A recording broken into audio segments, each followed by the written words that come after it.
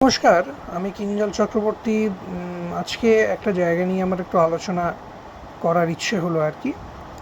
এবং ধারাবাহিকভাবে আমরা এই বিষয়টা নিয়ে আলোচনা করছি বিভিন্ন ভিডিওর মধ্যে দিয়ে, এবং বিভিন্ন বিষয়ের মধ্যে দিয়েও আমরা এই ব্যাপারগুলোকে এক্সপ্রেস করবার চেষ্টা করছি। তো আমাদের যে আলোচনা ছিল বা আমাদের যে মূল প্রশ্ন, সেই প্রশ্নটা ছিল কিন্তু মূলত লার্নিং নিয়ে। অর্থাৎ লার্নিংয়ের বিভিন্ন ক্ষেত্র এবং তার বিভিন্ন অ্যাসপেক্টসগুলো আমরা কীভাবে কার্যকরী করব, এবং পাশাপাশিভাবে একটা র্যাডিক্যাল ফ্রেমওয়ার্ক তৈরি করা, একটা র্যাডিক্যাল ভিশন তৈরি করা towards the cognitive approach of educational psychology. তার কারণ আমরা যদি দেখি কেন কগনিটিভ পার্সপেক্টিভটাকে আমরা জোর দেওয়ার চেষ্টা করছি, যে কগনিটিভ পার্সপেক্টিভটা সামগ্রিকভাবে কিন্তু শিক্ষা মনস্তত্ত্বে কিন্তু একটা বৃহৎ জায়গায় কিন্তু রয়েছে। তার কারণ কগনিটিভ রেভলিউশনের গুরুত্বর কারণে। কগনিটিভ রেভলিউশন 1960 সালের পর থেকে আমাদের শিক্ষা চিন্তার বা শিক্ষাক্ষেত্রের বিভিন্ন যে বেসিক যে ভাবনা চিন্তা বা বেসিক যে নোশনস, যেটাকে আমরা খুব প্রচলিত একটা কথায় বলি যে প্রিকনসেপ্ট নোশনস, অর্থাৎ এক্সিস্টিং যে স্টিরিওটিপিক্যাল আমাদের কনসেপচুয়ালাইজেশনসগুলো ছিল, সেগুলোর বিয়ন্ডে গিয়ে কিন্তু জেরম ব্রুনার একটা আন্দোলন শুরু করলেন, দ্যাট ইজ কগনিটিভ রেভলিউশন। এবং শুধুমাত্র জেরম ব্রুনার বলে নয়, সমকালীন যে সমস্ত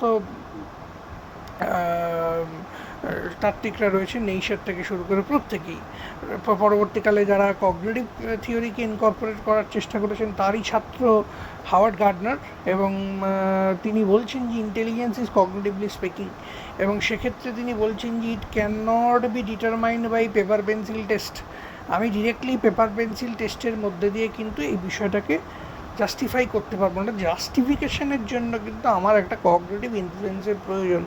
একটা মানুষের বুদ্ধি বাড়তেও পারে, বুদ্ধি কমতেও পারে, এবং সেইখান থেকেই তৈরি হচ্ছে কিন্তু আমাদের যে আইকিউ কন্ট্রোভার্সির জায়গাটা। কন্ট্রোভার্সি কোন জায়গায়? কন্ট্রোভার্সি এই জায়গাতেই যে ইন্টেলিজেন্স ইজ ফিক্সড আর ইন্টেলিজেন্স ইজ চেঞ্জেবলের জায়গাটা খুব সুন্দর করে সেখানে বলা হচ্ছে, দ্যাট ইজ ম্যালিয়েবিলিটি। অর্থাৎ সেটা ম্যালিয়েবল কিনা, এটা ফিউরেস্ট্রেইনের ইটালিয়ান সাইকোলজিস্ট ফিউরেস্ট্রেইন তিনি খুব সুন্দরভাবে এই বিষয়টা আলোচনা করেছেন, এবং পরবর্তীকালে ক্যারল ডুয়েক তার গ্রোথ মাইন্ডসেটের মধ্যেও বিষয়টিকে নিয়ে এসছেন। এখন প্রশ্ন হচ্ছে, পরবর্তীকালে যখন আমরা দেখছি 1970 কি 80 সালের সময় থেকে, মানে 70 থেকে 90 সাল বা 80 থেকে 2000 সালের মধ্যে, আমরা কিন্তু একটা বিষয় যেটা ভীষণভাবে এখানে দেখেছি, যে কগনিটিভ অ্যাসপেক্টের সাথে কিন্তু কনটেক্সচুয়াল অ্যাসপেক্টের একটা যোগাযোগ স্থাপন করা, যেটা কগনিটিভ কনটেক্সচুয়াল থিওরিও আমরা বলতে পারি। ভাইগটস্কির থিওরিতে তো রয়েইছে, কারণ ভাইগটস্কির অবদান আমাদের তো শিক্ষাক্ষেত্রে তো আমাদের ভোলার নয়।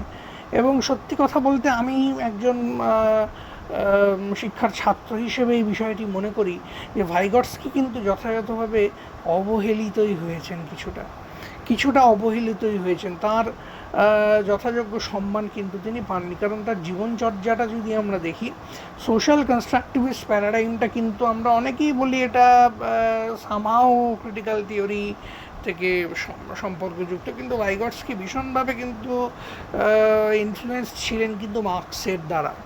এবং পরবর্তীকালে আমরা দেখছি মার্কসিজমের ট্রানজিশনটা যখন হচ্ছে, অর্থাৎ মার্কসিজমের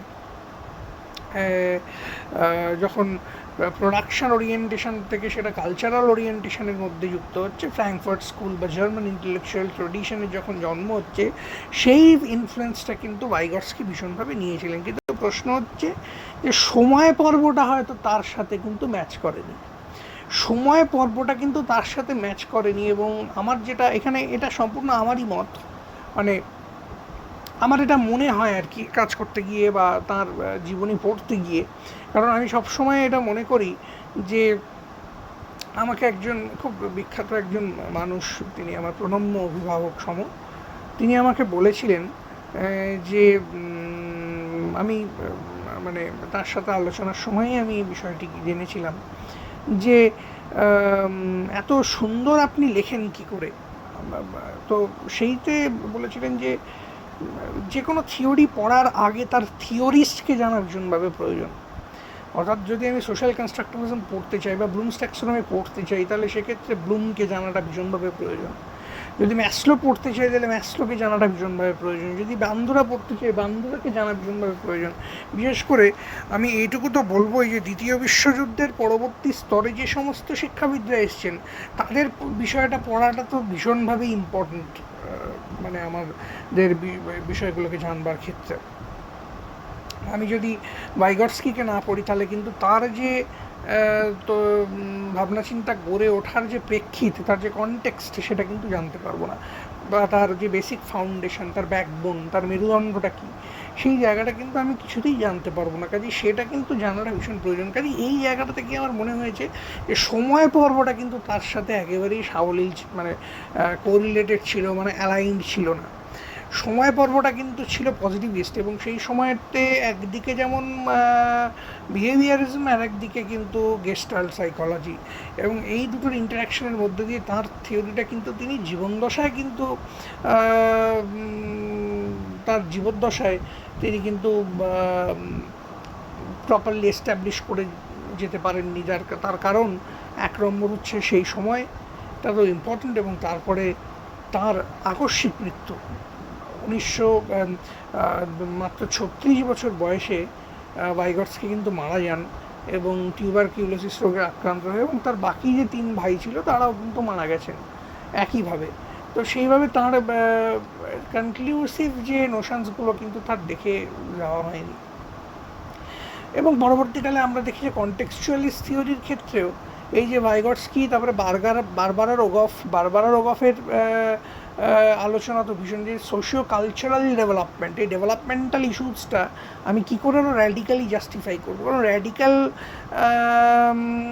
পার্সপেক্টিভে যদি আমি এটাকে জাস্টিফাই না করতে পারি, এম্পিরিক্যাল ওয়েতে যদি এটাকে এস্টাবলিশ আমি না করতে পারি, তাহলে তবে তার র্যাডিক্যালি জাস্টিফাই করার জন্য সোশিও কালচারাল ইনফ্লুয়েন্সকে কিন্তু ভীষণভাবে গুরুত্ব দিচ্ছেন বারবারা রোগফ। তার কিন্তু থিওরিও রয়েছে, এবং পরবর্তীকালে আমরা জিন লিভের যে situated cognition, legitimate peripheral participation, এগুলোর মধ্যে দিয়ে কিন্তু কন্টেক্সচুয়ালিজমকে ভীষণভাবে লক্ষ্য করতে পারে। এবং রবার্ট স্টার্নবার্গের থিওরি, সেখানে কিন্তু যেটা তার থিওরির মধ্যেই তিনি কন্টেক্সচুয়াল ইন্টেলিজেন্স, যেখানে উনি বলেই দিচ্ছেন অ্যাডাপ্টিং, শেপিং, সিলেক্টিং, এবং পাশাপাশি কিন্তু অ্যাডাপটিভ ইন্টেলিজেন্স তার পরবর্তী স্তরের যে থিওরি, এবং ট্রান্সফরমেশনাল ক্রিয়েটিভিটির গুরুত্ব তো রয়েইছে। পাশাপাশি আর একটা জায়গাও তিনি যেটা ভীষণভাবে আলোচনা করছেন, দ্যাট ইজ আমাদের ক্রিয়েটিভিটির রিসার্চে, দ্যাট ইজ ট্রান্সফরমেশনাল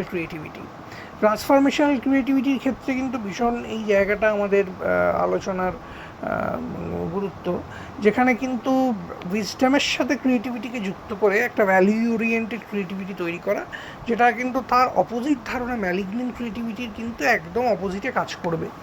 সেই জায়গাটা থেকে কিন্তু, এবং আমার এটা যেখানে মনে হয় এখানেই কিন্তু সোশ্যাল ইনফ্লুয়েন্সের ভূমিকাটা তৈরি হচ্ছে। অর্থাৎ কগনিশনের মধ্যে সোশ্যাল ইনফ্লুয়েন্সের জায়গাটা তৈরি হওয়া, এই জায়গাটা কিন্তু আমরা ভীষণভাবে সেই থিওরিতে কিন্তু পাই আর কি। এবং পরবর্তীকালে আমরা যদি আরেকটু গভীরে গিয়ে আলোচনা করি, মানে আমরা যদি একটু ডিফারেন্ট ওয়েতে যদি এই ব্যাপারটাকে একটু আলোচনা করবার চেষ্টা করি, যে যদি আমরা এরকম বলি আর কি, যে পিয়াজের থিওরির ক্ষেত্রে কিন্তু আমরা একটা প্রচ্ছন্ন সোশ্যাল ইনফ্লুয়েন্সের ভূমিকা পাই। কিন্তু তিনি এটা, আপনারা যদি সেই বিষয়টাকে আরও গভীরে একটু পড়ে দেখেন, তাহলে বুঝতে পারবেন তার সেই জায়গাতে কিন্তু নলেজ কম্পোজিশনটা, বা সেই জায়গাতে যে নলেজটাকে ইমপ্লিসিট লেভেলে নিয়ে যাওয়া, সেটা কিন্তু তিনি সেখানে করেননি। তিনি কিন্তু তার আর একটা ডিফারেন্ট অ্যাসপেক্টে তিনি কিন্তু ছিলেন। আমরা জানি কগনিটিভ কনস্ট্রাকটিভিজমের জনক হচ্ছেন জিন পিয়াজে বা জ্যাঁ পিয়াজে। তো তার যে থিওরি, সেই থিওরিতে কিন্তু আমরা বারবার দেখেছি যে তার ব্যক্তিগত চিন্তাভাবনা বা কগনিটিভ ইনস্ট্রুমেন্টগুলোর এক্সিকিউশনের মধ্যে দিয়ে নলেজ কনস্ট্রাকশন, যেটা সম্পূর্ণভাবে ইন্ডিভিজুয়ালিস্টিক। কিন্তু এখন প্রশ্ন হচ্ছে, আমরা তার কগনিটিভ প্রসেসিংয়ের ক্ষেত্রে বা স্কিমা প্রসেসিংয়ের ক্ষেত্রে তিনি বার্টলেটের থিওরিকে ধার নিয়েছিলেন, এবং বার্টলেটের থিওরিকে কিন্তু সামগ্রিকভাবে স্কিমা থিওরিকে বোঝা ভীষণভাবে দরকার। কারণ বার্টলেটের স্কিমা প্রসেসিং হচ্ছে 3 রকম: অ্যাক্রেটিং, টিউনিং অ্যান্ড রিস্ট্রাকচারিং। এবং পরবর্তীকালে তিনি পিয়াজেরটাও কিন্তু অ্যাসিমিলেশন, অ্যাকোমোডেশন, এটা কিন্তু একই পার্সপেক্টিভে ছিল। ওয়ার্ডফস্কি 1980-র দশকে এই বিষয়টা ভীষণভাবে বললেন যে পিয়াজের ওরিয়েন্টেশনটা কী ছিল, what is the basic orientation of Piaget's research. আমরা যদি দেখি ইন্ডিভিজুয়াল কনস্ট্রাকটিভিজমের ক্ষেত্রে কিন্তু এই যে এক্সিস্টিং নলেজ, তার উপরে নলেজ তৈরি হচ্ছে, এই জায়গাটা কিন্তু ভীষণভাবে, আমরা যদি দেখি এটা কিন্তু ভীষণভাবে অ্যাসিমিলেশন ওরিয়েন্টেড। অর্থাৎ তার থিওরির মূল ওরিয়েন্টেশনটা কী ছিল, কিন্তু অ্যাসিমিলেশনকে ডেভেলপ করা। পরবর্তীকালে পিয়াজের যারা সমর্থক মানে সমর্থক নয়, যারা পিয়াজের ক্রিটিক ছিলেন, তারা কিন্তু ভীষণভাবে এই জায়গাটাকে তুলে ধরেছেন এবং এই বিষয়টাকে কিন্তু ভীষণভাবে মানে আলোচনার মধ্যে নিয়ে এসছেন যে পিয়াজের থিওরিটা কিন্তু মূলত আমরা যদি দেখি, মানে পিয়াজের থিওরিটা কিন্তু অ্যাকোমোডেশনকে কিন্তু প্রাধান্যের জায়গা থেকে কিন্তু অতটা দেখেন। পরবর্তীকালে আমরা থিওরিটিক্যাল যে তার অ্যাসপেক্টগুলোকে যদি দেখি, তাহলে সেই অ্যাসপেক্টগুলোকে দেখার ক্ষেত্রে কিন্তু থিওরিটিক্যাল অ্যাসপেক্টগুলোকে দেখার ক্ষেত্রে কিন্তু আমরা দেখতে পাবো দুটোরই ইকুয়াল ইম্পর্টেন্স রয়েছে। কিন্তু আমরা যদি গভীরে গিয়ে দেখি, তাহলে দেখবো যে অ্যাকোমোডেশনটা কিন্তু কোনো জায়গাতে গিয়ে কিন্তু একটু মানে অবহেলিতই হয়েছে। আমি বলবো অবহেলিত নয়, সেই জায়গাটাকে তিনি প্রাধান্য একটু হয়তো কম দিয়েছেন। এটা কিন্তু পরবর্তীকালে তাঁর ক্রিটিকরা কিন্তু বলছেন, বিশেষ করে ওয়ার্ডফস্কির কথাতে আমরা ভীষণভাবে পাই এই জায়গাটা আর কি। কিন্তু অ্যাকোমোডেশনটা না করলে যে নতুন স্কিমা তৈরি হওয়া, এবং যেটা বাটলেটের থিওরিতে কোন জায়গাতে স্কিমাটা আমরা মডিফাই করবে এবং কোন জায়গাতে নতুন স্কিমা তৈরি হবে, সেই কন্ট্রাডিকশনটা কিন্তু একটা অ্যাকোমোডেশনের মধ্যে থেকেই যাচ্ছে, সেটা একটা জেনারেলাইজড হয়ে যাচ্ছে। কিন্তু পরবর্তীকালে আমরা অ্যাসিমিলেশনের যেমন একটা কোনো ডাইকোটমি ছিল না, অ্যাসিমিলেশনের মধ্যে একদম মনোটোনাসলি হচ্ছে এক্সিস্টিং নলেজের মধ্যে, এক্সিস্টিং স্কিমার মধ্যে ইনকর্পোরেট হওয়া, যেটাকে খুব সুন্দরভাবে বলা হচ্ছে cognitive assimilations comes about when a cognizing experience বা cognizing organisms fits into experience into a conceptual structure is already has. অর্থাৎ কগনাইজিং এক্সপিরিয়েন্স বা কগনাইজিং অর্গানিজম, সেটা অলরেডি একটা কগনিটিভ স্ট্রাকচারে যখন আমি ইনকর্পোরেট করছি, এই জায়গাটা ভীষণভাবে সেখানে কিন্তু প্রাধান্যের জায়গায় ছিল আর কি। এবং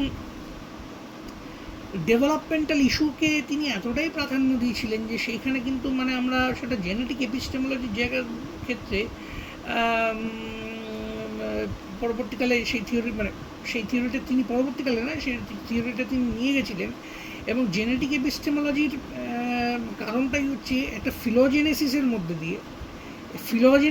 মধ্যে দিয়ে কিন্তু তিনি বিষয়টাকে ব্যাখ্যা করেছিলেন। কিন্তু তার ক্রিটিকরা বলছেন এটা কিন্তু বেসিক্যালি ফিলোজেনেসিসের মধ্যে দিয়ে হওয়া উচিত ছিল। কনস্ট্রাকশনের জায়গাটার সাথে ডেভেলপমেন্টাল ইস্যুর জায়গাটা বা ডেভেলপমেন্টাল প্যারাডাইমের জায়গাটা কিন্তু একটুখানি কন্ট্রাডিক্ট করে যাচ্ছে। এবং সেই জায়গাতে what is phylogenesis and what is ontogenesis, এই জায়গাটাতে কিন্তু একটু ডাইকোটমি থেকেই যাচ্ছে। তো সুতরাং এই পিয়াজের এই জায়গাটা কিন্তু ভীষণভাবে কিছু কিছু ক্ষেত্রে কিন্তু কন্ট্রাডিক্টরি তার নিজস্ব থিওরির মধ্যেই কিন্তু কার্যকরী হচ্ছে। এবং আরেকটা জায়গা যেটা আমার বলবার, যে আমরা সেই অ্যাসিমিলেশন থিওরির কিন্তু অনেক রকম এক্সটেনশন দেখতে পাই। যেমন সাবসামশন থিওরি ডেভিড অসুবেলের র্যাডিক্যাল কনস্ট্রাকটিভিজম তো দেখতেই পাই, পাশাপাশি আমরা কনস্ট্রাকশনিজম ভার্সেস ইনস্ট্রাকশনিজম বাই সেমোর পেপার্ট, তার থিওরি দেখতে পাই। এবং পাশাপাশিভাবে আমরা আর একজনের থিওরিও দেখতে পাই, সেটা হচ্ছে আমাদের রেগিলিউথের ইলাবোরেশন থিওরি। সেই ইলাবোরেশন থিওরি যেটা আমরা নতুন 2024-এ তার একটি কাজ সুন্দর বেরিয়ে রয়েছে, that is the holistic 4D model of instructional designs. তিনি খুব সুন্দর কাজটি তার সেখানে রয়েছে। কাজে এগুলো কিন্তু আমার যেটা মনে হয়, এগুলো কিন্তু সমস্তটাই কিন্তু ওই অ্যাসিমিলেশন বেসড, ওই assimilation based on the existing knowledge. Social ইনফ্লুয়েন্সটা কিন্তু সেখানে গুরুত্বটা কম। কিন্তু তিনি তার যে কগনিটিভ অপারেশনের জায়গাটা কিন্তু একটা ফাউন্ডেশনাল লেভেলেই কিন্তু তিনি সেখানে পরিষ্কার করে দিচ্ছেন। দ্যাট ইজ, তিনি দু ধরনের নলেজের কথা বলছেন, একটা হচ্ছে ফিগারেটিভ নলেজ আর একটা হচ্ছে অপারেটিভ নলেজ। এই দুটোকে যদি খুব সহজে আমাকে বলতে হয়, figurative deals with the structural aspect or the semantic aspect. কোনো বিষয়ের স্ট্রাকচারাল তার প্রপার্টি যদি আমি দেখতে চাই, তাহলে বেসিক্যালি কিন্তু আমাকে যেতে হবে দ্যাট ইজ ফিগারেটিভ ইন্টেলিজেন্স। আর অপারেটিভ ইন্টেলিজেন্স কিন্তু basically that is the execution, the procedural efficacy of something, the procedural orientation of something, procedural ফিচারটাকে যখন আমি আইডেন্টিফাই করতে পারছি। সুতরাং এইখানে কিন্তু আমি দুটো জিনিস কিন্তু পাচ্ছি। দেখুন, এই জায়গাটা যদি আমি ঢুকি ভেতরে, তাহলে কিন্তু স্পষ্টভাবে এখানে কিন্তু দেখতে পাবো যে দুটো জিনিস এখানে ভীষণ ইম্পর্ট্যান্ট। একটা হচ্ছে যে প্যাসিভ ওয়ে অফ নোয়িং, আর একটা হচ্ছে the active way of knowing. Operative intelligence the active way of knowing, সেখান থেকে কিন্তু এই যে ফাংশনাল ডোমেনটাকে সেখান থেকে ম্যানিফেস্ট করা হচ্ছে, এবং সেইখান থেকে কিন্তু এই যে অপারেশনস শব্দগুলোকে কিন্তু সেখান থেকে কিন্তু কার্যকরী করা হচ্ছে। আমরা বলছি concrete operation, formal operation deals with the operative knowledge construction. This are the basic to types of knowledge, that is passive way of orientation, সেটাকেও পিয়াজে স্বীকার করছেন, সেটাকে কিন্তু তিনি রিজেক্ট করছেন না। আর একটা বলছেন যে the constructive way, that is called operative knowledge, সেটাকেও কিন্তু তিনি প্রথম বা মুখ্য জায়গায় কিন্তু রাখছেন। তো এইটাই আজকে আমার বলার ছিল, যে কনস্ট্রাকটিভিস্ট প্যারাডাইমের কিছু অংশ হিসেবে। তো সকলে ভালো থাকবেন, ধন্যবাদ, এবং কাল্টিভেশন চলতে থাকুক।